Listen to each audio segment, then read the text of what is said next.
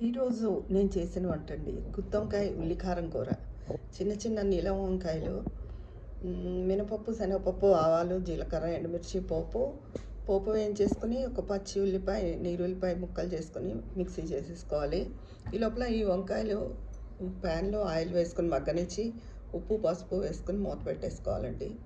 ఇవి తొందరగానే మగ్గిపోతాయి. పూర్తిగా మగ్గిన తర్వాత ఈ ఉల్లికారం అంతా వేసి కలిపేసుకుని ఒక 2 నిమిషాల నుంచి కట్టేసుకోవాలి. అంటే కాయల్లో కూరుకుని వండుకోవచ్చు, ఇలా వండినా కూడా కాయల్లో కూరినట్టే వస్తుంది, మనకు కొంచెం సులువు అవుతుంది అది. తర్వాత పెసరపప్పు పప్పు పులుసు చేశానండి. అంటే పెసరకట్టు కాదు ఇది, చింతపండు, చిన్న బెల్లం ముక్క, ఉప్పు వేసి పప్పు పులుసు. ఇది హై ప్రోటీన్. పెసరపప్పు చాలా మంచిది, కానీ తక్కువ మంది చేస్తారు. కట్టే చేస్తారు కానీ పులుసు కూడా చాలా రుచిగా ఉంటుంది, పుల్లగా తీయగా, హెల్త్కి కూడా మంచిది. పెసరపప్పు పప్పు పులుసు, వంకాయ ఉల్లికారం కూర. ఇదండి ఈరోజు నా వంట. ఉంటాను.